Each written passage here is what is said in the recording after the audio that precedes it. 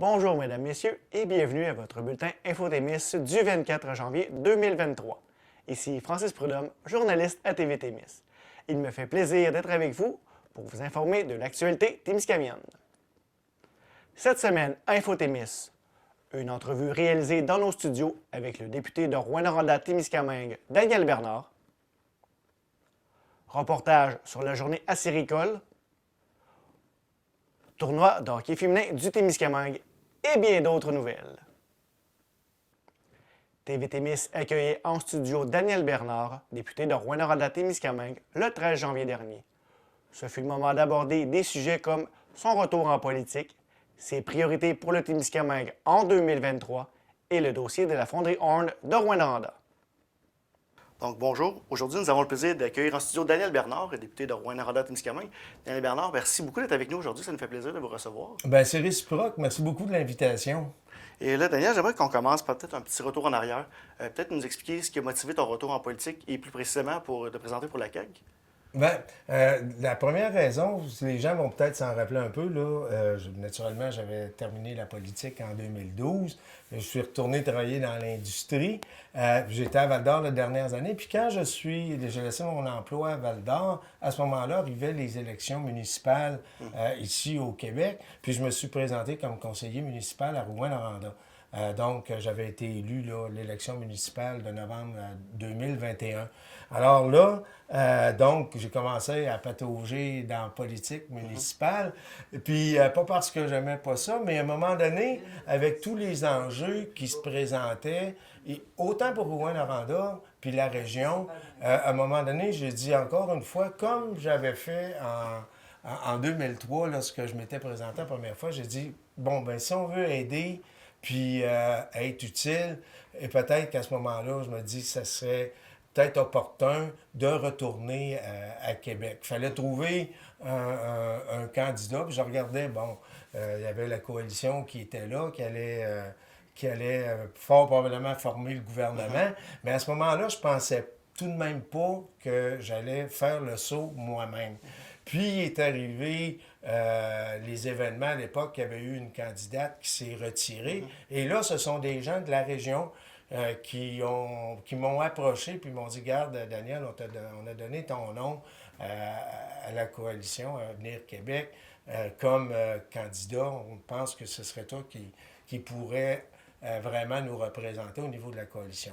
Alors, le cheminement s'est fait. Puis, comme je disais, comme je voyais qu'il y avait beaucoup d'enjeux importants, autant à Rouyn-Noranda pour la fonderie que comme ici au Témiscamingue, puis partout, tout ce qui touchait le logement, la santé, l'éducation, l'immigration, ben je dis, regarde, j'ai encore envie d'aller donner un coup de main. C'est ça qui m'a ramené vraiment en politique. Maintenant, la raison pour laquelle je suis allé, moi, la parti le plus fidèle auquel je suis, c'est le parti de la région. C'est-à-dire, moi, je suis retourné en politique.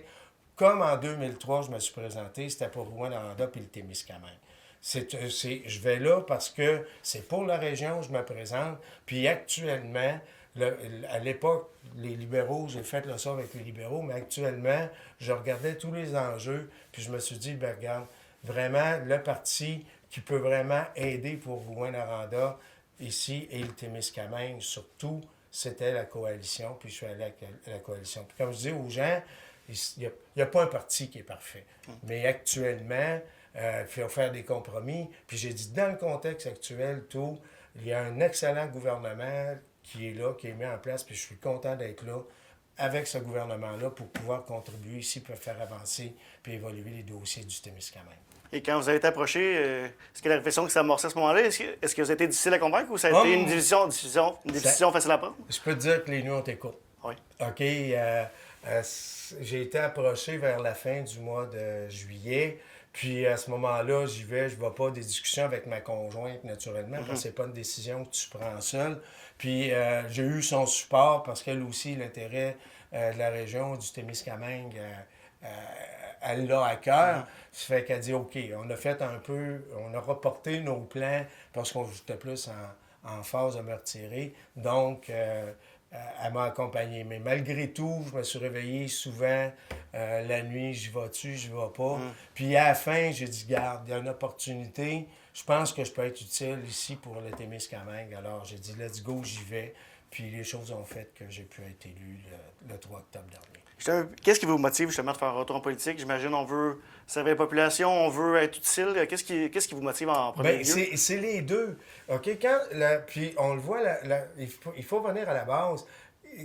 90% des gens qui se présentent en politique, peu importe le parti, c'est qu'ils veulent contribuer à leur région, à leur collectivité. C'est ça. Certains vont y aller plus un point de vue carriériste, mais la grande majorité y vont pour leur milieu. Puis les candidats que nous étions ici, à partir d'Émilie, Jean-François, Robert, puis Arnaud Varolin, que les gens connaissent, c'est ça qui les animait. C'est vraiment ça. On va là, on a tous la conviction qu'on peut être utile pour notre région, puis également, naturellement, pour le Québec, parce que quand on fait partie d'un parti politique provincial, on travaille, nous, les députés de région, vraiment au niveau local, mais en même temps, on a un impact sur la vision qu'on pense qu'on peut contribuer pour l'avancée du Québec également. Mais pour tous les députés de région, mes collègues du parti, puis toutes les autres, c'est vraiment leur milieu, leur comté, leur région qui leur tient à cœur avant tout.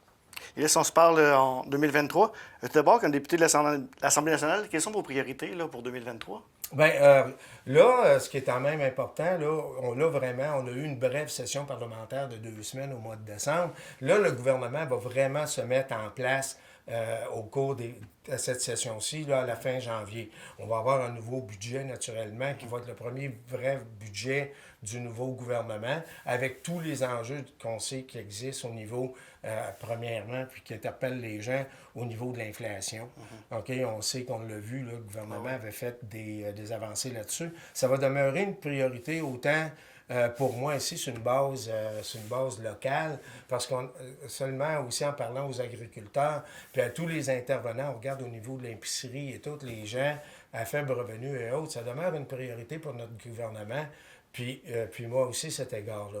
L'autre, puis on a fait aujourd'hui, là, au moment qu'on se parle, j'arrive d'une tournée, plusieurs rencontres ici aujourd'hui au Témiscamingue, et on revient aux enjeux majeurs qu'on a parlé puis discuté au niveau de la campagne électorale. On revient avec l'emploi, OK? Puis à la base de tout ça, comme je disais, à l'époque, à la campagne, puis aujourd'hui, ça revient encore. Le premier, si on veut accueillir de nouvelles personnes, ça prend du logement. Puis donc, on a eu vraiment des rencontres à cet égard-là. On a reparlé du dossier avec Albert Barrette de la résidence là, à la Tulipe, OK, qui a des problèmes au niveau des embûches, au niveau des assurances. Après ça, on a parlé aussi, j'ai parlé au maire de Ville-Marie. Ils ont eu des rencontres, eux autres aussi, pour le comité de logement ici au Témiscamingue. On devait avoir une rencontre qu'il a fallu reporter à cause de mon horaire, mais avec les gens de Témiscamingue. Et encore une fois, c'était les résidences. Donc, c'est vraiment celui-là, à la base, je vous dirais, qui interpelle tous les gens. Les entreprises veulent avoir des employés, puis il faut les loger. Et c'est la première chose. Et le deuxième, naturellement, on a parlé aussi de quelques dossiers au niveau des services de garde en milieu familial, parce que là aussi, donc, c'est à la base. Il faut travailler là-dessus au départ pour ça, on va attirer les gens. L'autre dossier qu'on va s'attaquer rapidement, c'est le dossier d'eau potable à Anglier, qui est là, qui est un peu en attente, est avancé, puis qu'il manque une dernière poussée pour le faire vraiment. Puis ça, c'est un objectif qu'on veut vraiment, là, d'ici la fin de la session, janvier, que tout soit en place, là. On va travailler là-dessus avec Philippe Doherty, là, qui est mon adjoint ici. Puis le dernier qu'on a abordé, les deux derniers, la formation professionnelle. On a fait une rencontre. J'ai déjà positionné le dossier auprès du ministre Bernard Drainville. Pour ça, on sait la formation professionnelle. Il y avait un beau dossier ici qui me tient à cœur. Oui. Donc, ça, on va le pousser. Puis le dernier, que je devrais avoir un peu plus de détails et d'infos, le dossier du centre aquatique. Alors, donc, on a beaucoup, là, c'est vraiment les premiers, c'est les dossiers les plus avancés, proprement dit, sans oublier la santé. Mais ceux-là, c'est vraiment des dossiers qui sont prêts d'aboutir et qu'on va pousser rapidement. Donc, ce sont vos dossiers que vous priorisez. Est-ce qu'il y en a d'autres aussi? J'imagine qu'il y a d'autres dossiers là, qui sont également là, sur votre table à dessin que vous vous souhaitez là, mettre en place ou faire de l'avant là, dans la prochaine année ou pendant votre mandat? Ben là, oui, là, j'ai pris ça à court terme parce que ce sont des dossiers les plus avancés qui, en même temps, sont prioritaires.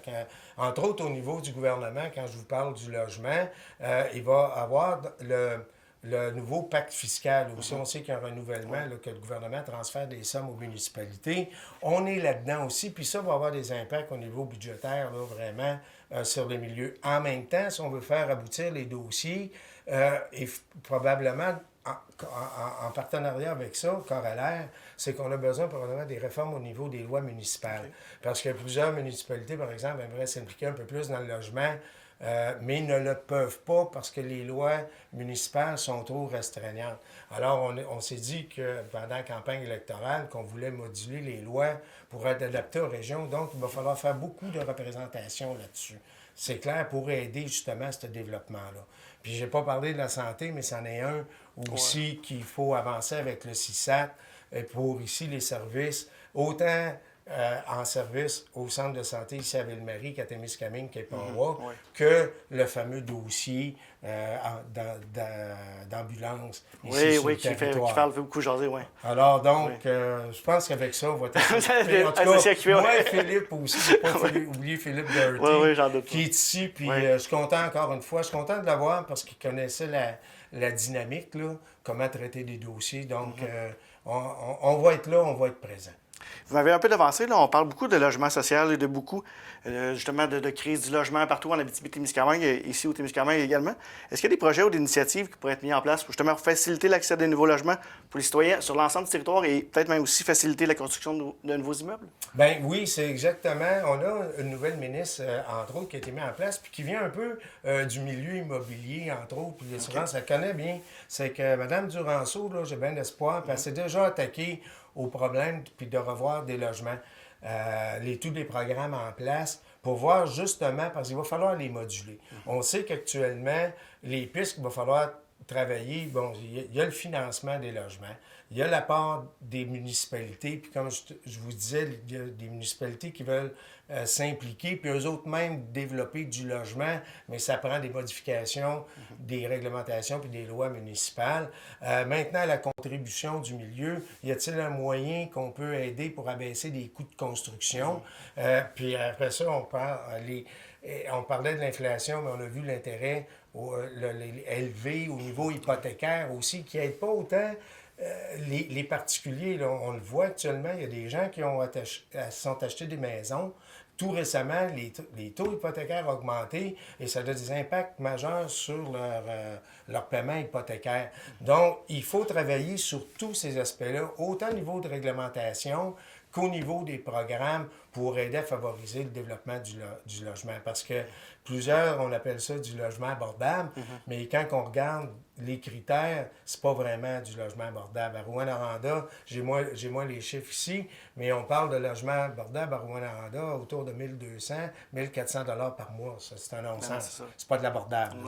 C'est qu'il faut travailler là-dessus. Puis c'est le premier enjeu. Puis on le pousse. Je sais pas, tu l'as mentionné, il n'y a pas rien qu'au Témiscamingue, le problème est là. Exact, ouais. Il est partout. Puis avec tous mes collègues dans les autres régions vivent les mêmes difficultés. Alors, on va travailler ensemble de concert pour vraiment mettre en place des programmes pour aider. C'est la clé.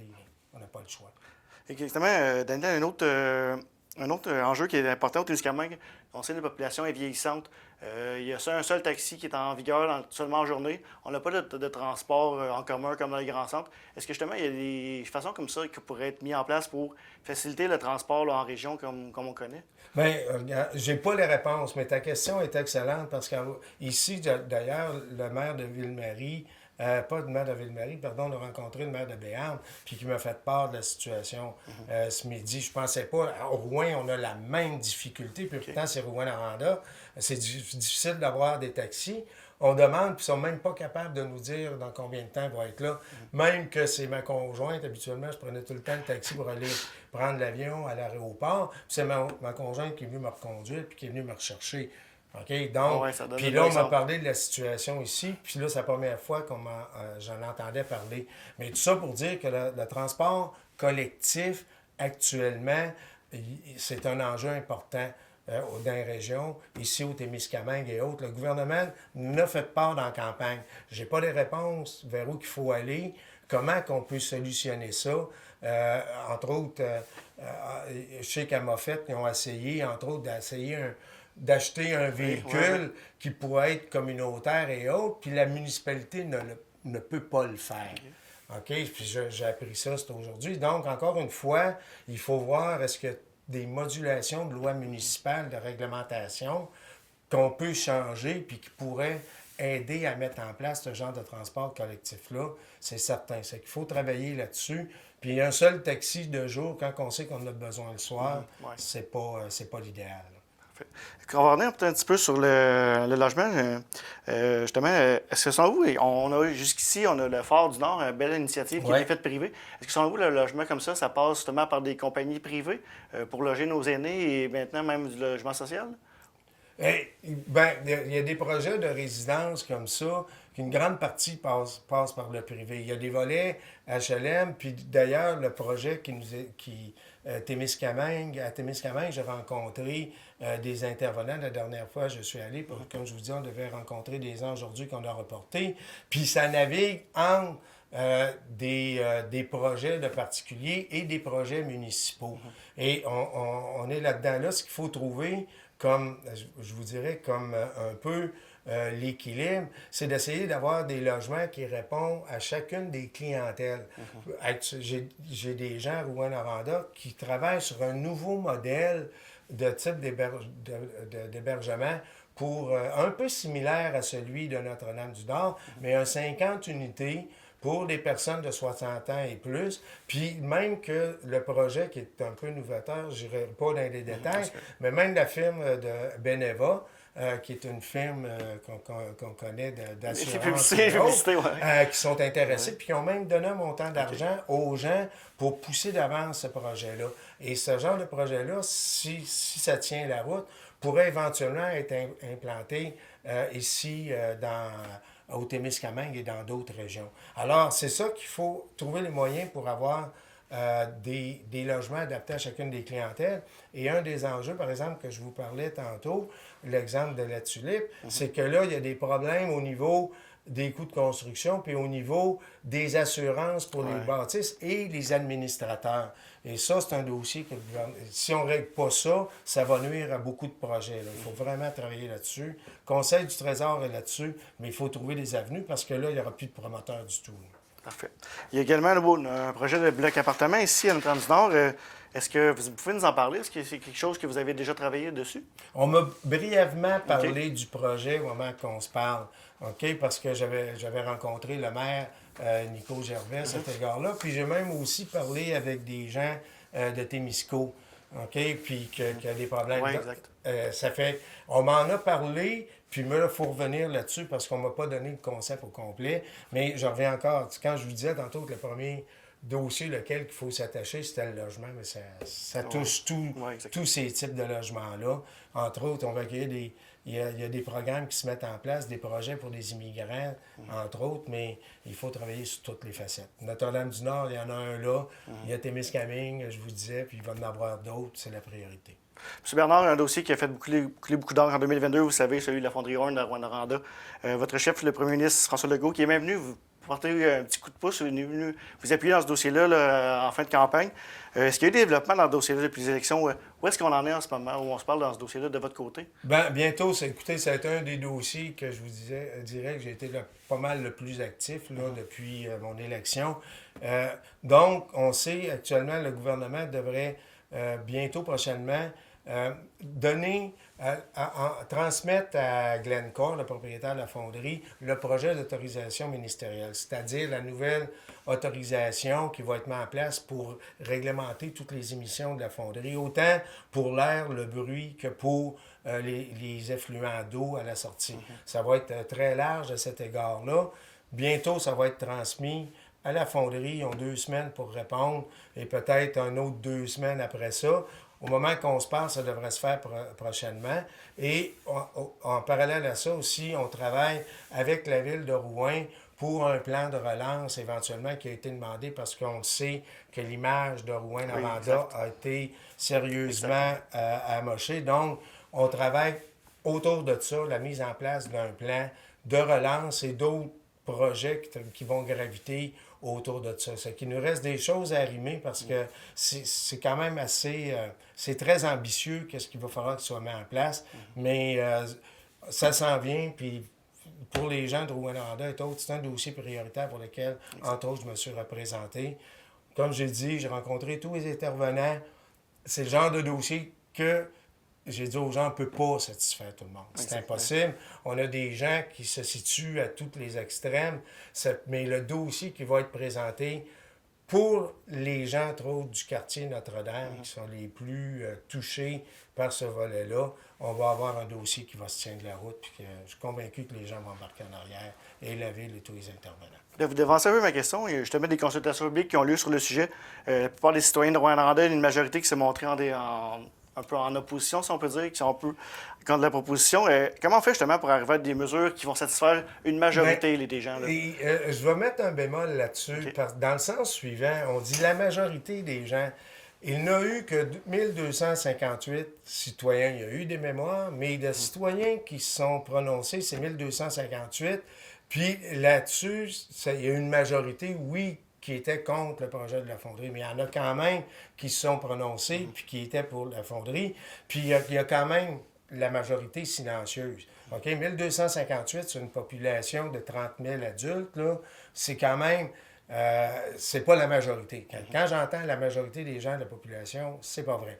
OK? J'ai gagné les élections dans Rouyn-Noranda aussi, puis la majorité je vous dirais, des partis qui ont été élus, des répondants des voteurs, appuyaient la position de la coalition du Parti libéral et des conservateurs et même du Parti québécois qui disaient que la fonderie est importante puis qu'il faisait un jeu.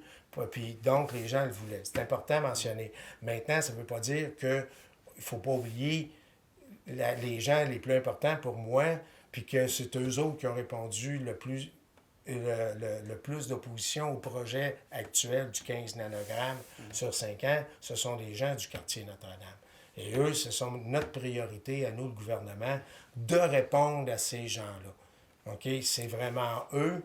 Puis, comme je disais, on ne peut pas satisfaire, mais qu'est-ce qu'on va présenter avec la santé publique, tous les ministères concernés? Je suis convaincu qu'on va avoir un projet qui va répondre aux attentes de la grande majorité des gens du quartier Notre-Dame. M. Bernard, un autre dossier là, qui a été un peu... qui a fait parler beaucoup, le fait qu'il n'y ait aucun ministre là, de la région là, qui soit nommé. Comment on se déroule les discussions avec votre collègue là, Mathieu Lacombe, qui était ministre régional? Est-ce que vous sentez une belle écoute de sa part? Est-ce qu'il y a déjà une belle collaboration qui s'installe avec lui de votre côté? Une excellente collaboration. OK? C'est certain que ça l'a... je dirais, surpris des gens, choqué beaucoup de personnes, mais la décision était prise maintenant par le premier ministre, puis je peux vous dire qu'on a parlé à Mathieu Lacombe, on a des très bonnes communications avec. Lui aussi, quand il s'est fait mettre ça, OK, annoncer ça par le premier ministre, je peux vous dire qu'il n'a pas sauté au bout de ses bras parce qu'il est responsable de 2 régions, l'Outaouais et la Abitibi-Témiscamingue, qui sont quand même très grandes, puis pas à côté pour venir. C'est qu'il n'a pas sauté de joie. Sauf que il nous a donné son entière collaboration au moment qu'on se parle actuellement. Il est rapidement venu faire un tour, il a parlé à la table des préfets, les gens. Donc, il est présent. On a une très bonne écoute de sa part pour nous aider. Mais la chose quand même qui est très importante, qu'il faut se rappeler, puis les gens qui nous écoutent, les personnes que nous, on travaille, les députés, ce sont les ministres en titre. Oui, on informe le ministre Lacombe sur, par exemple, qu'est-ce qui touche la santé ou les affaires, des dossiers d'habitation et autres, mais notre premier interlocuteur, c'est le ministre en titre. C'est-à-dire, si on a besoin de parler de santé, c'est le ministre Dubé, c'est le ministre Carman. C'est à ces personnes-là qu'il faut qu'on présente nos dossiers. C'est eux qui sont décisifs autour. Puis le ministre Lacombe va nous appuyer là-dedans au Conseil. Mais le premier travail, c'est chacun des députés, les 3 députés ici en région, qu'il faut qu'on le fasse auprès du ministre concerné. C'est là que ça se passe. Par exemple, le dossier je vais prendre l'exemple frappant, là, récent, la formation professionnelle, le dossier qu'il y a ici au Témiscamingue pour avoir les 4 nouvelles formations, c'est à Bernard Drainville, le ministre de l'Éducation, il faut que je le pousse. OK? C'est à lui. Puis c'est déjà fait. Mais je tiens le ministre Lacombe informé. Mais mon travail, le travail de Philippe, c'est de travailler auprès des ministres puis des cabinets concernés. Alors, on va passer à un sujet un peu plus léger, là, justement. Vous avez une vaste expérience en politique, là, vous étiez là il y a plusieurs années. Quels sont vos plus beaux souvenirs, vos plus beaux accomplissements dont vous êtes le plus fiers là, de dire moi, j'ai travaillé ce dossier-là, on l'a réglé, ou est-ce qu'il y a comme ça des belles fiertés que vous avez Oh mon Dieu, hey, j'en ai plein. Juste à titre de rappel, pendant les 8 années que j'ai été là, OK, j'ai emmené ici, en région, au Témiscamingue et Rouyn-Noranda, j'ai emmené plus de 500 millions de dollars d'investissement. Wow. OK? C'est que si on remet ça sur une base populationnelle, c'est assez important. Ici, si je prends la Témiscamingue, on avait implanté l'hémodialyse. OK? On a amené un projet d'investissement de 200 millions à Tembec. On a amené le théâtre du RIF qui était ici, le poste de police qui était ici à l'époque, le nouveau poste de sûreté, le pavillon d'agriculture à Notre-Dame-du-Nord. Plus, on pourrait en nommer plein d'autres. Puis ça, c'était des dossiers importants pour la population. Moi, qu'est-ce qui me rend le plus fier tout le temps, c'est d'amener des dossiers importants pour la population. On avait annoncé avec le ministre Bolduc l'agrandissement à l'époque, en 2010-2011, du centre de santé de Ville-Marie. Malheureusement, on est parti, il y a un changement. Le dossier est retombé dans les limbes un petit bout, puis là, il est revenu, puis enfin, ça a été fait. Donc, tous ces dossiers-là qui aident la population, ce sont les plus importants. C'est pour ça qu'un dossier comme la formation professionnelle m'interpelle. On a besoin de logement ici. C'est des dossiers que les gens peuvent voir, peuvent toucher, puis ça, c'est les plus importants. Puis Rouyn-Noranda, bon, j'ai eu plein d'autres dossiers aussi, mais dans ceux du Témiscamingue, c'est vraiment ceux-là là, qui nous ont... qui me rendent fier d'avoir contribué à la communauté ici. J'imagine que quand vous revenez, justement, les gens vous en parlent, vous êtes contents, ils sont contents que ça soit fait. J'imagine que vous avez une belle réception des gens quand vous revenez, qui vous rappellent ces souvenirs-là. Je peux vous dire, je pense que le résultat de l'élection du 3 octobre, l'a confirmé. J'ai remporté la grande majorité de toutes les municipalités du Témiscamingue. L'accueil en campagne était très bon. Les gens, maintenant que je suis élu, quand je viens ici, les gens, la population me reconnaissent, ils viennent me saluer et autres. Donc, je pense que c'est vraiment l'exemple concret de mon retour, que les gens étaient contents. Même chose à Rouyn-Noranda. J'imagine que ça fait chaud au cœur. Justement, les gens qui sont contents de vous revoir, sont contents de vous saluer, justement, puis le bel appui que vous avez eu, j'imagine que ça vous a fait chaud au cœur. Oui. Toujours, à cet égard-là, j'ai eu un bon appui dans la campagne. Puis, de toute façon, en même temps, je mets un bémol. Les gens qui sont contents viennent me le dire. Ceux qui sont pas contents ne le disent pas. Alors, ça va toujours, mais au moins les gens le saluent. Puis, peu importe, tu sais, le jour qu'on est élu, on travaille pour toute la population. Ça, j'ai jamais fait de politique sur les dossiers parce que c'est pas pour ça que les gens élisent un député. Les gens élisent un député pour travailler pour leur collectivité. Puis j'ai jamais fait de politique sur cette base-là. Ce serait juste pour la population. Exact. Tout le monde mérite d'avoir l'aide qu'il a besoin. Exact. Vous en avez parlé un peu en entrée de jeu. On a maintenant un bureau ici au Témiscamingue.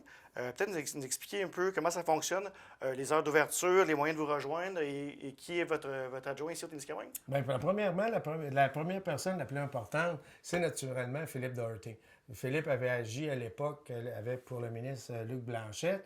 Puis, quand j'ai été élu, j'étais content que Philippe lève la main et dit « Garde, ça m'intéresserait de revenir. » C'est un gars d'expérience, il connaît le fonctionnement de la machine politique, proprement dit. Il connaissait déjà aussi, par son rôle qui était à CKVM, beaucoup des enjeux, parce qu'en tant que journaliste, il avait été interpellé et fait beaucoup d'entrevues là-dessus. Donc, on partait vraiment qu'une longueur d'avance à cet égard-là. Le bureau, maintenant, il est à Saint-Bruno-de-Gué, l'ancien bureau municipal. Les heures d'ouverture, Philippe n'est pas loin, mais je pense que c'est de 8h30 à midi et de 11h à 16h30, 16h, 16h30, mais les heures sont indiquées.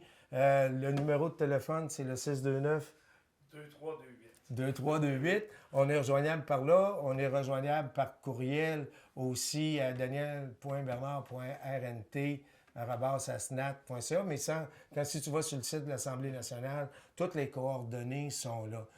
Donc, les gens peuvent, idéalement, tout le temps, Philippe est présent sur place, mais ils peuvent laisser des messages aussi par téléphone, rejoindre par courriel, puis dépendamment du dossier, ça peut être par téléphone ou en présence sur place. Donc, puis maintenant aussi, pour certains dossiers, si les gens, dans certains cas, prennent un rendez-vous, puis ça pourrait être des rencontres par Teams ou Zoom, parce que maintenant, on est rendu là avec la technologie. Donc, il y a plusieurs manières de traiter les dossiers en présentiel, téléphonique ou par vidéoconférence. Donc, on est là, toutes les natures de dossiers, puis on a une équipe aussi en support des fois à Rouyn-Noranda qui peuvent assister Philippe sur certains dossiers. Puis naturellement, c'est toujours autant des dossiers pour les personnes d'aide sociale, éducation, logement et autres. On est là pour tous ces dossiers-là qui sont de nature qui touchent le gouvernement. Des fois, on arrive, des gens nous appellent qui ont des conflits avec des entrepreneurs et autres. Ça, c'est pas notre secteur.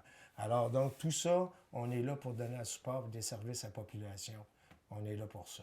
Et de votre côté, la session parlementaire recommence à quel moment? À quel moment vous retournez siéger? La nouvelle session, vraiment, une vraie en temps plein. On commence le mardi, là, c'est le 29 ou le 30 janvier, jusqu'à environ à mi-juin.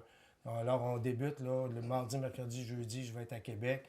Donc, début, nouveau Parlement, commission parlementaire et autres. Là. Ça fait que j'ai bien hâte. Oui, là, on va rentrer dans vraiment dans le fonctionnement du gouvernement. En même temps, plus présent à Québec de mon bord, mais là, je peux sur place donner des appuis à Philippe sur des dossiers puis interpeller directement les cabinets. Puis Philippe va probablement venir faire un tour aussi, être présent puis venir pousser les dossiers à Québec en rencontrant. C'est toujours bon à un moment donné de rencontrer nos interlocuteurs au niveau des cabinets des ministres. Ça crée des liens souvent plus intimes et plus proches, puis ça permet de faire avancer les dossiers plus rapidement. M. Bernard, je laisserai peut-être le mot de la fin pour s'adresser aux auditeurs de TV Témis. Est-ce que vous avez un message à lancer aux gens du Témiscamingue qui vous ont élus et à l'ensemble de la population du Témiscamingue? Bien, même si on est rendu là à la mi-janvier, je veux souhaiter vraiment des vœux de bonne année à vous tous, là, les femmes, les hommes, les enfants du Témiscamingue pour 2023. On parle beaucoup de santé, puis c'est ce que je vous souhaite de mieux, parce que quand on a la santé, on a déjà vraiment un acquis important pour aller plus loin dans la société.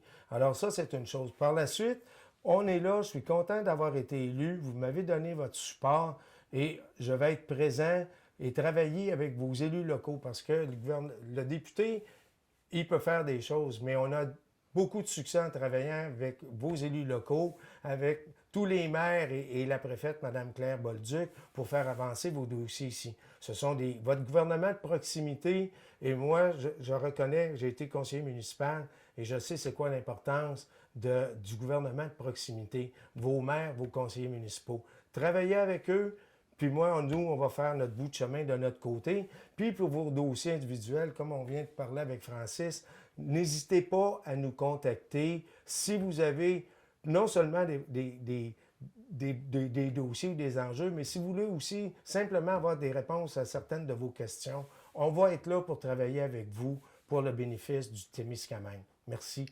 Daniel Bernard, merci beaucoup de nous rendre visite aujourd'hui. Je vous invite à revenir là, quand vous voulez faire des annonces, nous faire l'avancement de ces dossiers-là.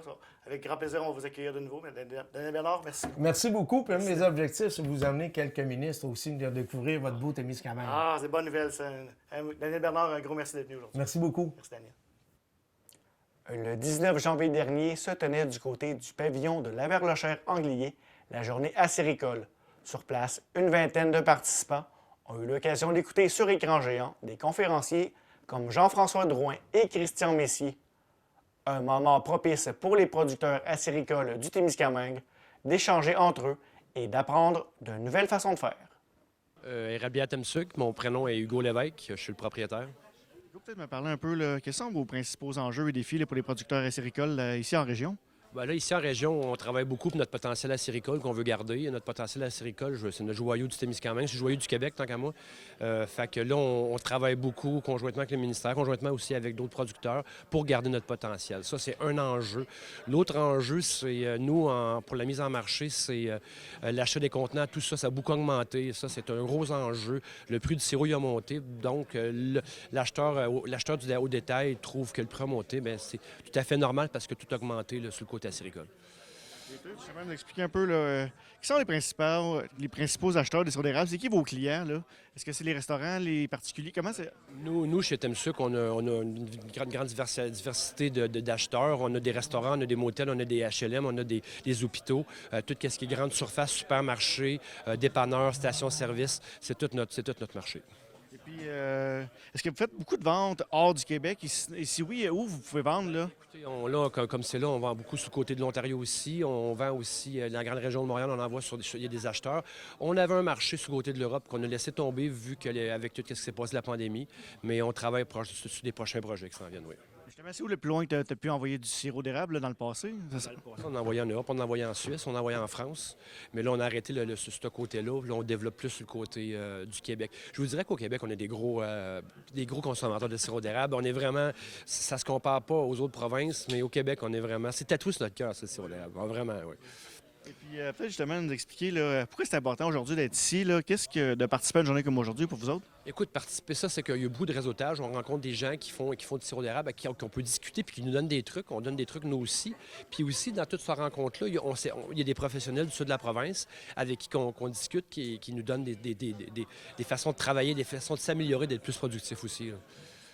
Justement, est-ce qu'aujourd'hui, une journée comme aujourd'hui, ça te permet justement d'apprendre des trucs, des nouvelles façons de faire, des nouvelles choses, oui? Ah, vraiment, oui. Ça nous donne... Moi, il y a des choses que j'ai appris aujourd'hui que je ne savais même pas, qui vont nous aider à faire une meilleure production puis à être plus rentable aussi sur le côté acéricole. Puis là, Hugo, peut-être, parle-moi justement de ta passion pour le sirop d'érable, pour ton métier. Qu'est-ce qui te passionne de ce métier-là, Hugo? Écoute, ça s'explique pas, c'est tatoué au cœur. Je te dirais que c'est qu'est-ce que j'ai plus au cœur. Moi, je suis tatoué à ça à vie. Pour moi, je m'amuse dans ce métier-là. Puis si je fais pas de sirop d'érable, mais tu m'enlèves ma vie. C'est pas comparable, ça s'explique pas. C'est comme un producteur de bœuf, c'est vache, c'est important. C'est comme un producteur de céréales, c'est céréales. Mais moi, c'est mes érables. C'est beau de t'entendre, Hugo. Peut-être me parler un peu justement, là, qu'est-ce que ça prend selon toi pour connaître du succès dans ce métier-là? Qu'est-ce que ça prend pour être un bon producteur de sirop? Il faut être passionné, hein, ça c'est la première chose. Il faut être passionné, il faut être déterminé, il faut être travaillant, hein, puis il ne faut pas compter les heures. Mais en général, je pense que si tu pognes la piqûre puis tu es passionné, tu es capable de passer au travers de toutes tes saisons, puis avec plaisir. Là, c'est vraiment, c'est tant qu'à moi un des plus beaux métiers du monde. Puis juste en terminant, Hugo, peut-être, qu'est-ce qui distingue notre sirop du Témiscamingue par rapport au reste du Québec? Est-ce qu'il y a un goût particulier? Qu'est-ce qui peut... Un goût particulier, on va toujours dire que le sirop d'érable du Témiscamingue, c'est le meilleur sirop d'érable du Québec. Mais non, c'est pas vrai. On fait du sirop d'érable partout au Québec qui est très, très bon, qui est excellent. Mais sauf qu'on a un sirop qui est un peu plus nordique, nous. Fait que je pense qu'il y a des goûts qu'on va chercher un peu plus prononcés de l'érable. Mais je vous dirais dans d'autres régions, on fait du très bon sirop d'érable aussi. On va peut-être nous parler de cette saison-ci, là, une saison assez... il fait doux, il n'y a pas beaucoup de neige. À quel genre de saison on s'attend de votre côté? Là, moi, j'aimerais qu'il fasse froid et qu'il y ait beaucoup de neige, OK? Parce que ça prend un hiver rigoureux. Pour avoir une bonne saison des sucres, ça prend un hiver rigoureux. Beaucoup de neige au sol, des gros froids janvier-février, puis après ça, un printemps qui s'étire. C'est ça que ça nous prend. Mais ça, on ne sait pas, c'est Dame Nature qui décide tout avec ça. Ma dernière question, c'est Hugo, un peu, comment on fait le choix? Des fois, il y a des producteurs qui font des ventes là, au litre ou en petite quantité. Il y en a d'autres qui décident de stocker le sirop pour la fédération. Comment on fait ce choix-là d'un producteur? Bien, le producteur qui a un quota, premièrement, il a le choix. Là. Il n'a pas le choix d'envoyer son sirop à la fédération. OK? Il peut l'envoyer directement à la fédération ou à un acheteur autorisé de la fédération. Donc, moi, je suis un acheteur autorisé. Tu as du quota, tu peux m'apporter ton sirop. Puis nous, en passant par la fédération, nous, on va le transformer en sous-produit de l'érable. Beurre, bonbon, sucre dur, vinaigrette, sauce barbecue. Tout ça. Il n'y a pas... No sky of limit dans le sirop d'érable, si on veut. Là. Hugo, un gros merci. Merci beaucoup d'avoir participé. Merci, Hugo. Bonne journée. Et ton nom? Yann Godette. Yann, j'aimerais que tu m'expliques un peu là, quels sont les principaux enjeux et défis que vous avez à relever, les producteurs de sirop ici en Haut-Témiscamingue? Ben, les défis, dans le fond, là, c'est toujours d'être capable d'augmenter un peu notre production, mettons, pour démontrer qu'on est capable vraiment d'être viable côté acériculture ici au Témiscamingue. Fait que c'est de développer, c'est de protéger des secteurs, c'est d'aménager nos forêts, mettons, d'avoir de l'aide, en fait, pour un peu comme les autres régions, pour être capable de vraiment aménager. Puis c'est ça, de développer, là, je pense que c'est vraiment la clé du succès ici, là, en région, pour être capable d'apporter des nouveaux producteurs à joindre à nous, en fait, en région, là. Et peut-être justement nous expliquer un peu là, qui sont vos principaux acheteurs et qui achète le sirop, là? On a deux façons de faire, en fait, là. C'est soit qu'on va faire de la vente par intermédiaire, qui va être soit les dépanneurs, restaurants ou des épiceries, ou bien sinon, on va faire de la vente en grand contenant, comme moi, mettons, je suis plus en grand contenant. Moi, ça va être vendu directement à la fédération, mais en fait par des acheteurs. Exemple comme moi, c'est la coopérative Citadelle, qui est un acheteur de la fédération, mais mon sirop s'en va tout chez eux. Puis eux autres, ensuite de ça, ils vendent le sirop, ils font des contenants, ils font des produits, peu importe, là, mais ça passe tout le temps par la fédération. La fédération, je m'excuse en ce moment, là, maintenant, c'est producteurs et productrices acéricoles du Québec, là. Justement, peut-être tu me réponds sur ma question. Comment on fait le choix justement de vendre à petite quantité au litre ou justement de stocker à la fédération? Comment on fait ce choix-là du côté du producteur? Qu'est-ce qui motive ce choix-là? Ça va dépendre vraiment de comment on veut gérer notre entreprise. En fait, du petit contenant par intermédiaire, c'est sûr que c'est beaucoup plus d'ouvrage, c'est beaucoup plus d'investissement dans des bâtiments, dans des équipements, tout ça. En grand contenant, on produit, on met ça en baril, puis on envoie carrément, mettons, au PPAQ ou bien à un acheteur. Fait que c'est moins compliqué. Souvent, des plus gros producteurs vont souvent faire plus du gros contenant, puis les plus petits producteurs vont faire un peu plus de mise en marché par eux-mêmes. Puis ça va dépendre aussi du marché, c'est-tu saturé ou pas. On va essayer de se trouver un créneau, en fait. Puis c'est sûr qu'en petit contenant, c'est souvent un peu plus payant qu'en grand contenant, c'est plus d'ouvrage. Puis peut-être justement nous expliquer un peu, là, est-ce qu'on vend beaucoup hors Québec? Est-ce qu'on vend beaucoup là, ailleurs au Canada ou dans le monde, là? On vend beaucoup ailleurs. Au Canada, il reste encore beaucoup de marchés, je crois, dans l'Ouest canadien, qui n'est pas tant préconisé encore. Pourquoi, je ne sais pas trop. Mais il y a beaucoup de ventes de faites aux États-Unis. Par contre, les États-Unis commencent à augmenter un petit peu de production. Fait que là, on pousse beaucoup vers l'Europe, vers la Grande-Bretagne. C'est vraiment dans les gros marchés, Grande-Bretagne, Allemagne. C'est les deux gros marchés qu'on a en ce moment où ça pousse beaucoup. Puis on essaie de pousser encore plus la France et même le Japon. Fait que le Japon aussi un très bon marché. On essaie de développer de plus en plus. Il y a eu des petites affaires qui a fait que ça ralentit un petit peu là-bas, mais ouais, on pousse de plus en plus aussi à l'international, là. Justement, c'est où le plus loin que tu as envoyé du sirop dans ta carrière jusqu'à maintenant? Moi, je pense que c'est pas mal France, Suisse, c'est pas mal dans les endroits où ça a été le plus loin. Ouais. Et puis peut-être nous expliquer un peu, là, nous parler de ta passion justement. Qu'est-ce qui te passionne de ce métier-là, Yann? Ah, regarde, hier, j'étais en train d'entailler avec le soleil, il faisait -2, -3, puis en raquette à faire ma petite affaire, puis c'est tranquille, t'es bien, tu fais de quoi pour toi, t'es dehors, t'es pas assis, pour moi, en tout cas, je suis pas assis derrière un écran à pas bouger, là, fait qu'on se tient en forme. Puis c'est ça, c'est la tranquillité, c'est tout. Moi, j'adore ça. Puis, le printemps, on fait notre sirop, ça sent bon, ça goûte bon, puis on se fait du fun. Moi, j'aime bien ça. Ça donne faim à t'écouter parler. Yann, parle-moi justement, là, qu'est-ce qui fait le succès d'un bon producteur? Qu'est-ce qui fait qu'un producteur va avoir du succès dans ce métier-là, selon toi? Aujourd'hui, admettons, c'est sûr qu'il faut suivre un petit peu la tendance avec les nouvelles technologies, en fait, pour être capable d'avoir une bonne production. Pour avoir une bonne production, oui, des bons équipements, mais il faut vraiment être sur le terrain.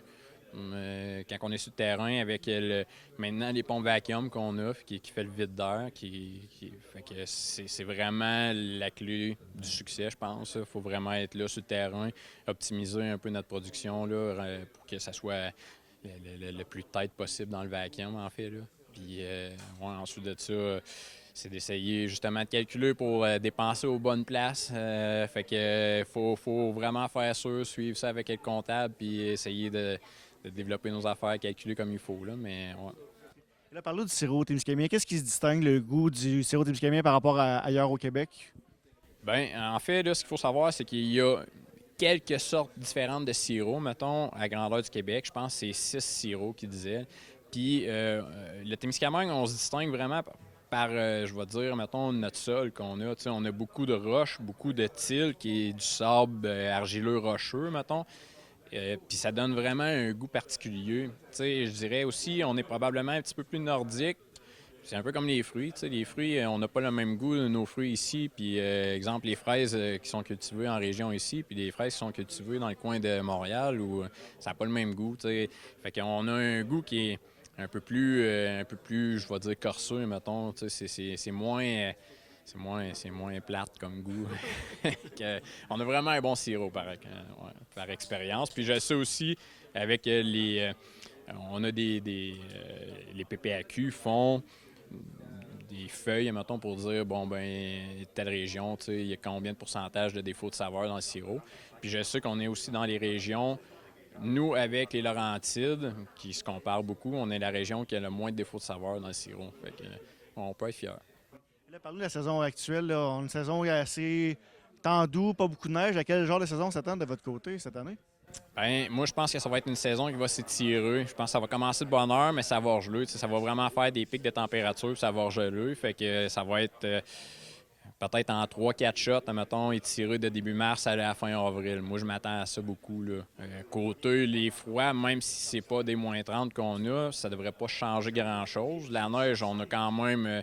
plus dans le sud, un peu du Témiscamingue, on est un petit peu plus en montagne. On a plus de neige qu'il y en a ici à Ville-Marie, mettons. Là, fait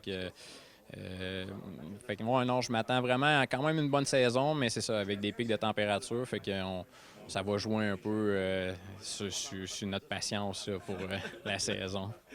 Merci beaucoup et très bonne saison à toi. Merci Yann. Merci Yann. Donc, juste peut-être commencer par te présenter ton rôle là, dans la journée d'aujourd'hui.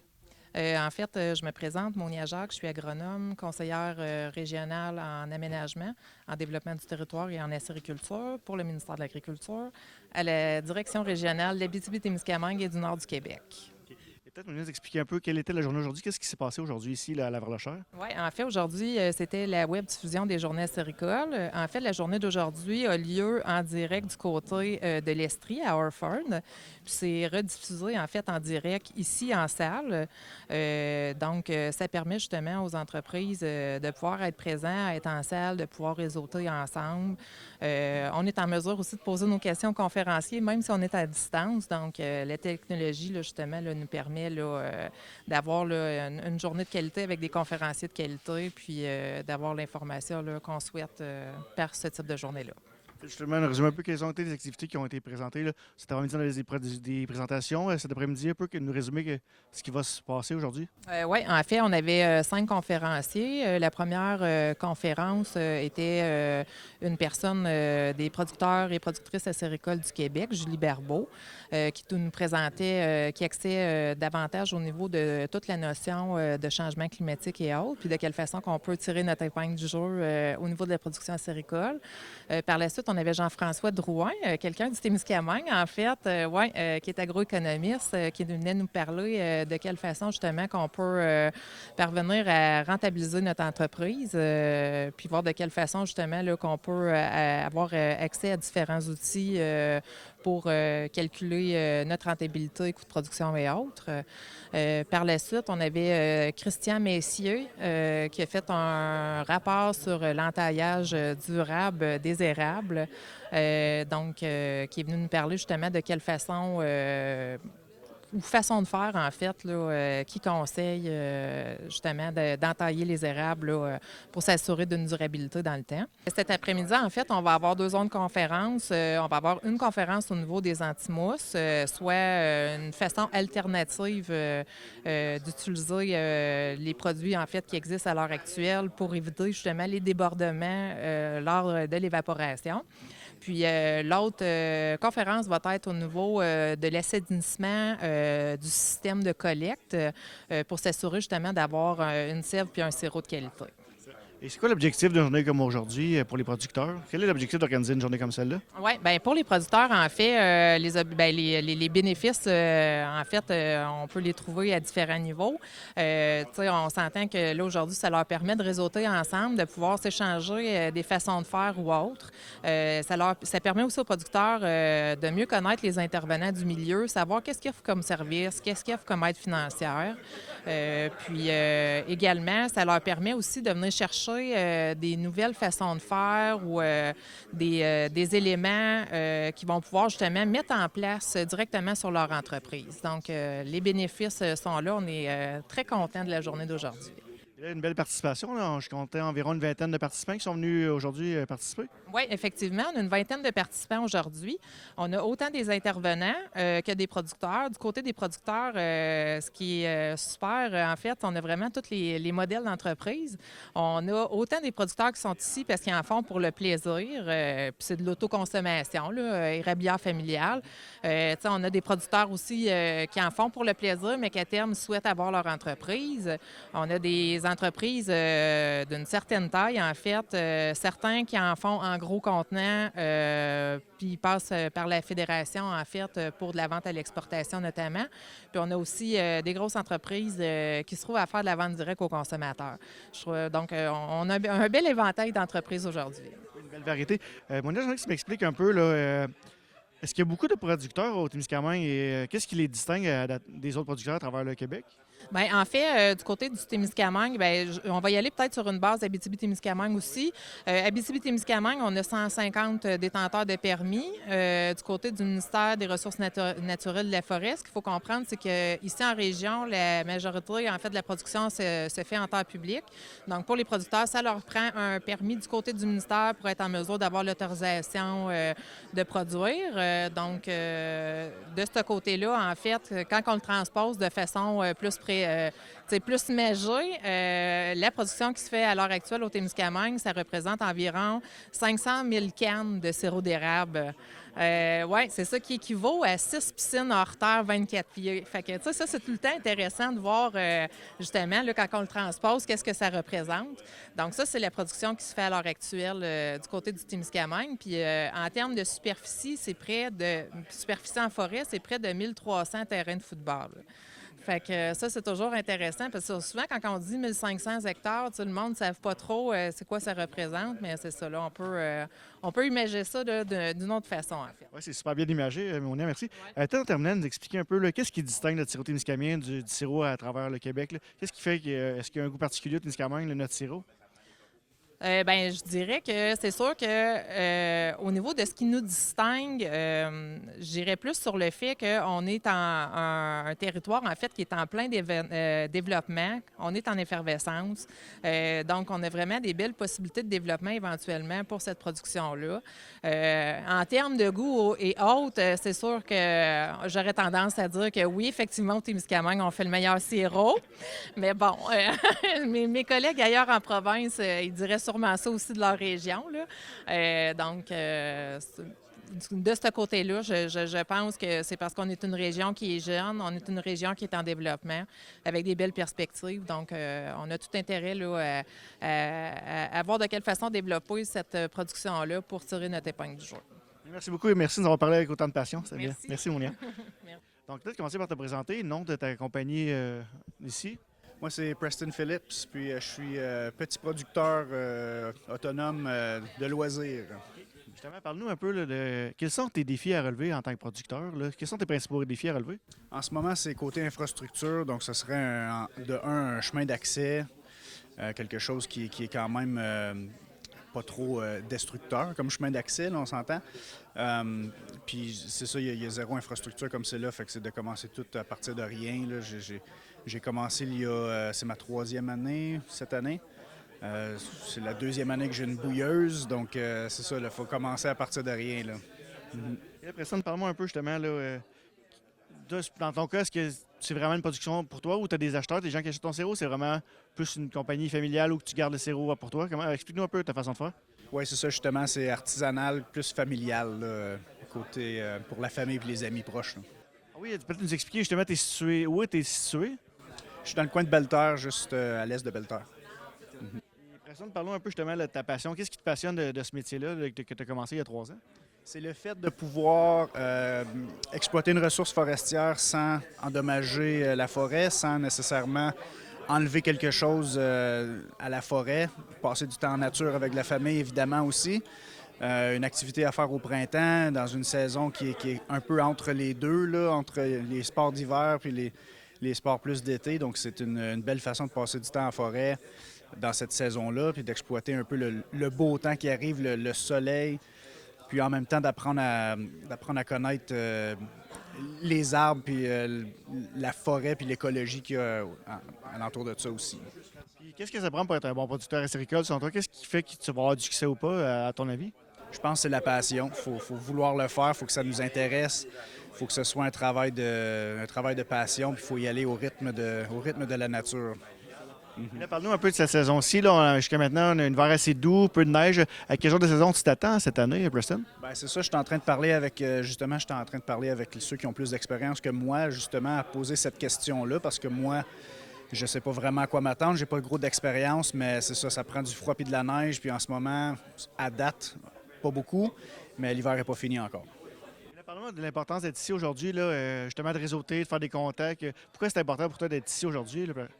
Pour apprendre, parce que, tu sais, comme je dis, moi, je suis première génération. J'avais pas vraiment accès à des gens dans ma famille j'ai des amis qui en faisaient, d'ailleurs, puis j'ai piqué je suis allé piquer leur expertise un peu.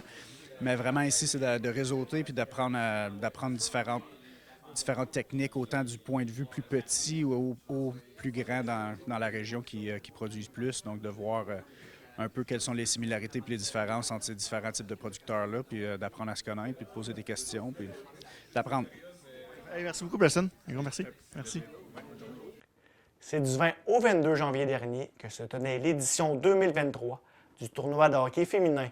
L'événement fut couronné de succès alors que 13 équipes se sont disputées les honneurs dans les catégories A, B et C. Lors des finales dans la catégorie A, les Bushwhackers d'Ottawa ont vaincu les Étincelles de Gig. Pour ce qui est de la catégorie B, Chaussures Carospin de la Sarre a eu le dessus sur Humanescence d'Amos. Finalement, dans la catégorie C, DJ Malherbe de Cochrane est repartie championne après une victoire contre le multisurface de Rwanda. Donc, je commençais par te présenter ton rôle dans l'organisation du tournoi en fin de semaine. Bonjour, moi c'est Lucie Bellemeur. En fait, je fais partie de l'organisation du tournoi depuis 4 ou 5 ans. Là. C'est dur à dire avec la COVID. Depuis combien de temps je suis là? Moi, mon rôle, c'est surtout, en fait, les médias beaucoup. Puis aussi, à la fin de semaine, je suis présente sur le terrain pas mal tout le temps. Puis évidemment, bon, on a toujours des réunions, puis on travaille là-dessus quasiment 6 mois à l'avance. Mais je vous dirais que mon rôle plus particulièrement, il est sur le terrain. Mettons, en fin de semaine, je suis là pas mal tout le temps. Ça ressemble à ça. Lucie, peut-être nous expliquer un peu, nous rappeler les débuts du tournoi. Qu'est-ce qui avait motivé l'organisation au début de faire un tournoi féminin? C'est qu'en fait, au tout début, ça avait été il y avait un tournoi masculin de 4 contre 4 et mon amie Cassandra, qui fait partie du comité aussi, avait décidé de partir une catégorie féminine à ce tournoi-là. Puis, si je me souviens bien, il y avait un bel engouement et suite à ça, c'est là qu'est venue l'idée de partir un tournoi exclusivement féminin à l'Arena de Saint-Bruno-de-Guigue pour les femmes, pour les filles. Et peut-être, Lucie, de nous rappeler un peu justement l'évolution de l'événement. Je pense que ça a beaucoup évolué au fil des ans. Qu'est-ce qui a été fait comme innovation, comme amélioration au tournoi au fil des ans? Bien, je te dirais qu'à la base, on avait 2 catégories. Si je ne me trompe pas, on avait le récréatif puis le compétitif qu'on va appeler le B et le C.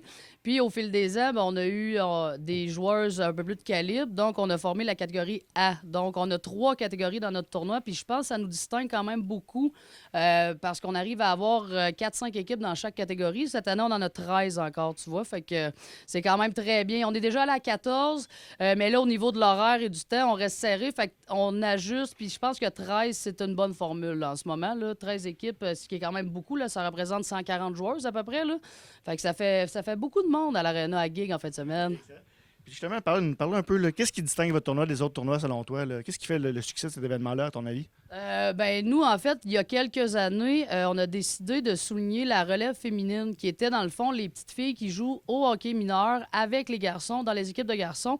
Donc, nous, on les regroupait ici, on leur envoyait une invitation et là, on les faisait jouer un match amical de filles contre filles.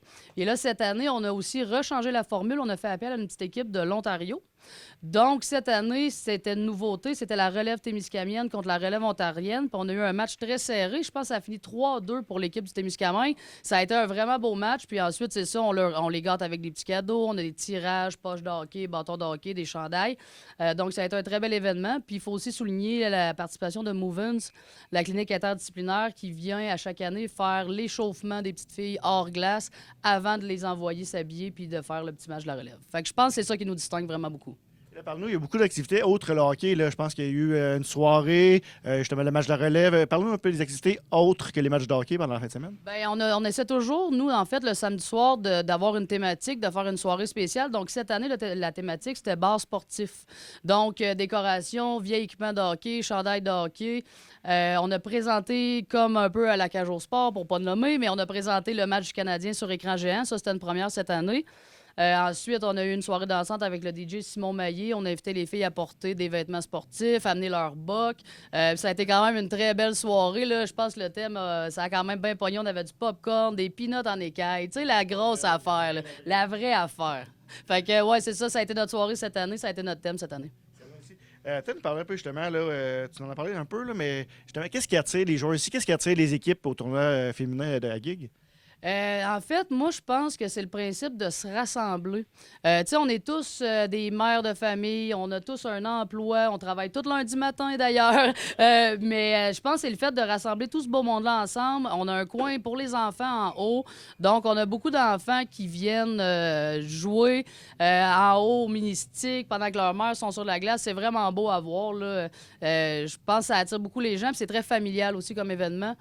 Justement, on permet aux filles d'amener leurs enfants avec eux, de venir vivre ça toute la journée avec les petits. Puis le mien en particulier a eu beaucoup de plaisir hier. Il a dansé sur la piste de danse jusqu'à 10h30 hier soir. Fait que c'était vraiment le fun avec le DJ, c'était super cool. Et là, parle-nous un peu, tu en as parlé aussi, là.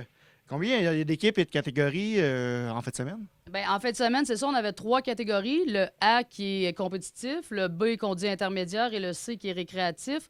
Donc, on avait 13 équipes, 4 dans le A, 5 dans le B et 4 dans le C. Donc, ça a fait du beau calibre toute la fin de semaine. Ça a été très serré. Là. Je vous dirais que dans toutes les catégories, on a eu 1 ou 2 matchs nuls à tous les matchs préparatoires. Pour notre part, tu vois, tantôt, on s'est incliné 3-2 en demi-finale contre une équipe qu'on avait battue 3-2 vendredi. Fait que c'est très, très serré. Je trouve qu'il y a du bon calibre. Puis ça fait vraiment des beaux matchs de hockey. Et là, d'où viennent les équipes? On a du Témiscamingue, de l'Abitibi, de l'Ontario, un peu de tout ça?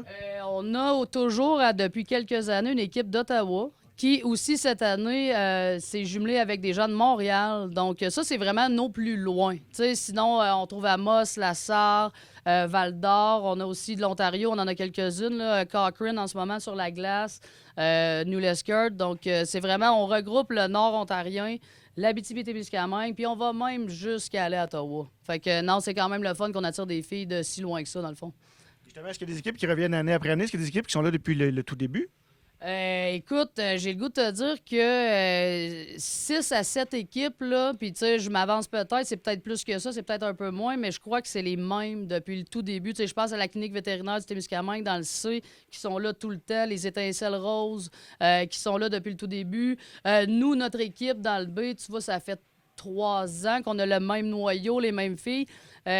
Puis, tu sais, toutes ces filles-là ont déjà joué aussi avant dans le tournoi, mais dans d'autres équipes. Fait que là, mais oui, je te dirais qu'il y a des équipes, les filles qui sont là depuis le tout début. Tu sais, c'est notre 7e édition. Enlève les années COVID, ça fait peut-être 8 ans qu'on est là, 8-9 ans. Puis je suis persuadé qu'il y en a que ça fait 9 ans qu'ils jouent, là. C'est ça. Merci beaucoup et un beau succès. Merci, longue vie à merci toi, beaucoup, Francis. Tu as juste commencé par te présenter. Isabelle Lepage-Gagné. Isabelle, ça fait combien d'années que tu participes au tournoi ici féminin? Ben en fait, j'ai été dans l'organisation des premières éditions du tournoi. Fait que depuis les débuts, je participe au tournoi, sauf entre les moments de grossesse, mettons, là. Et justement, qu'est-ce qui t'amène ici? Qu'est-ce qui te motive à participer à un tournoi comme ça, comme en fin de semaine? Bien, c'est le fun parce que ça monte, ça élève le niveau de compétition. C'est différent de ce qu'on vit juste le dimanche entre amis. Fait que ça donne un petit challenge de plus. Et puis, justement, qu'est-ce que tu apprécies le plus du tournoi comme en fin de semaine? Qu'est-ce que tu apprécies d'un tournoi comme ici? Bien, moi, je trouve ça le fun parce qu'on voit plein de monde qui viennent d'ailleurs, des connaissances qu'on voit dans d'autres sports aussi.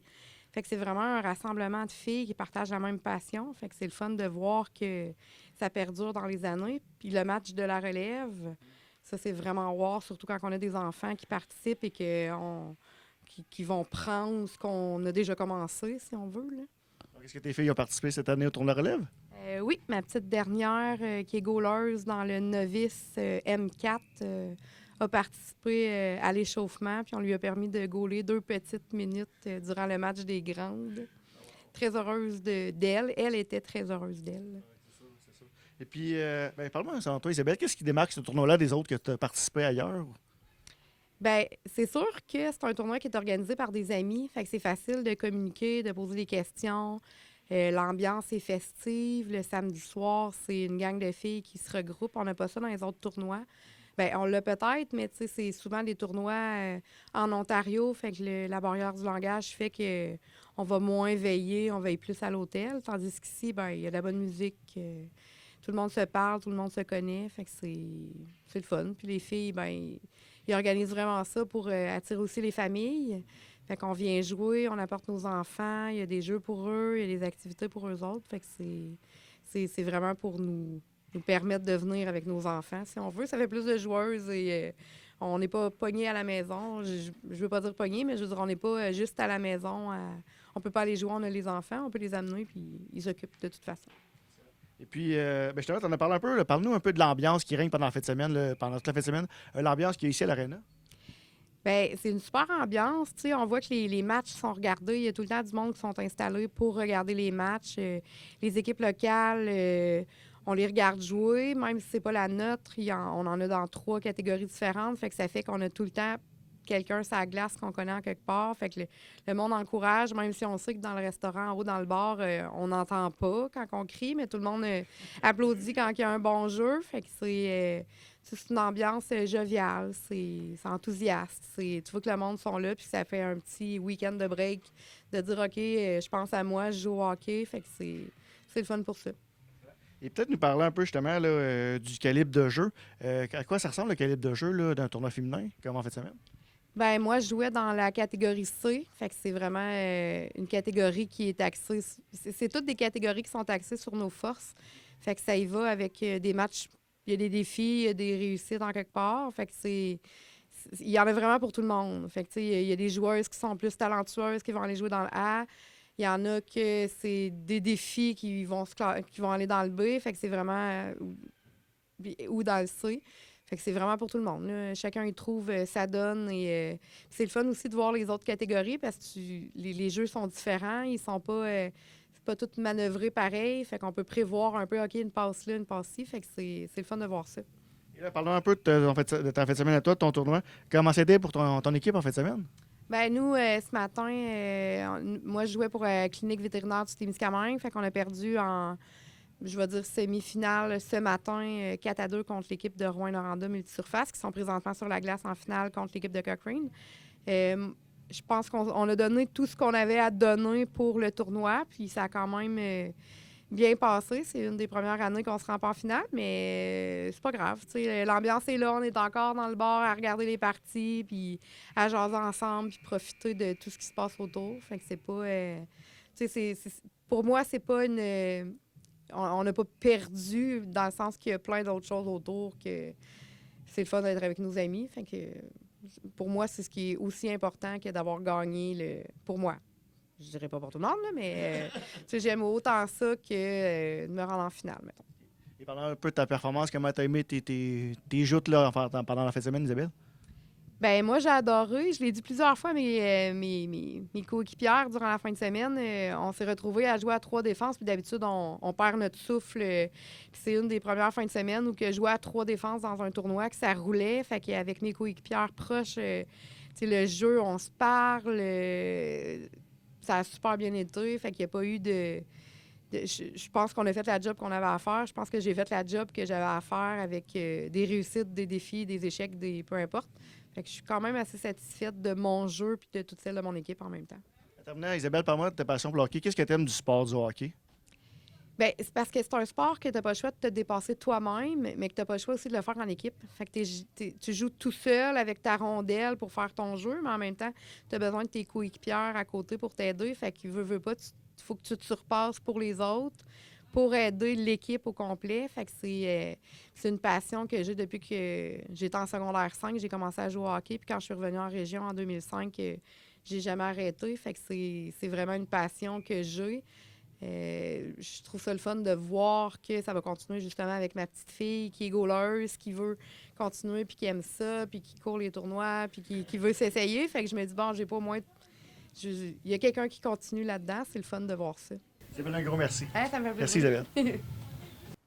Toujours au hockey, au tournoi provincial M15 de Belleuil, une équipe du Témiscamingue, le McDonald's Barracuda Noir, a été finaliste dans la catégorie A. Bravo à tous les joueurs et entraîneurs de cette équipe. Québec lance le programme de revenus de base, une avancée majeure pour mieux soutenir les personnes ayant des contraintes sévères à l'emploi. Pour mieux soutenir les prestataires dont les contraintes sévères à l'emploi sont persistantes, le gouvernement du Québec a lancé, le 1er janvier dernier, le programme de revenus de base. Celui-ci vise notamment à permettre à ces personnes d'avoir un revenu plus élevé que lorsqu'elles bénéficiaient du programme de solidarité sociale. La ministre responsable de la solidarité sociale et de l'action communautaire, Chantal Rouleau, tient à souligner cette avancée majeure en ce qui concerne l'accompagnement des personnes prestataires, lesquelles pourront participer pleinement à la vie économique et sociale. Il s'agit d'un jalon important que franchit le gouvernement du Québec dans le renforcement des assises liées à la sécurité sociale et à la lutte contre la pauvreté et l'exclusion sociale. Ce nouveau programme se distingue notamment par la souplesse de certaines mesures qu'il prévoit. Il favorise notamment la participation des personnes qui en bénéficient au marché du travail en leur permettant de travailler davantage, et ce, sans qu'il y ait beaucoup de répercussions sur leur aide financière. Les revenus de travail sont par ailleurs comptabilisés annuellement plutôt que mensuellement. Le programme de revenus de base s'appuie sur une approche fondée sur le versement d'une aide financière individuelle. De plus, les modalités concernant les ressources du conjoint ou de la conjointe qui sont prévues s'avèrent plus avantageuses. Les personnes admissibles pourront également cumuler davantage de biens et d'actifs sans que cela diminue le montant de leur aide financière.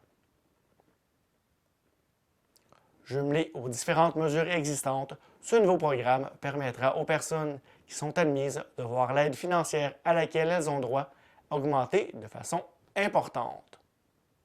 En effet, la clientèle qui passera du programme de solidarité sociale au programme de revenus de base pourra bénéficier d'une augmentation de son aide financière qui pourrait aller jusqu'à près de 40 %. De plus, le soutien accordé en réponse à certains besoins particuliers est maintenu. Les personnes concernées continuent d'avoir accès aux prestations spéciales et au carnet de réclamation pour couvrir les frais liés aux soins dentaires, à l'achat de lunettes ou à l'achat de billets d'autobus. Je vous invite à être des nôtres ce mercredi 18h pour votre télébingo à l'antenne de TV Témis.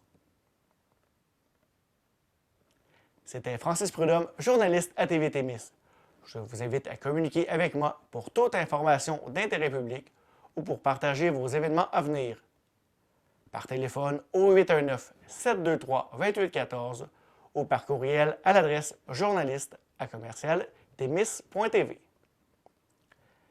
Merci de votre attention. Bonne semaine à l'antenne de TV Témis. Au plaisir.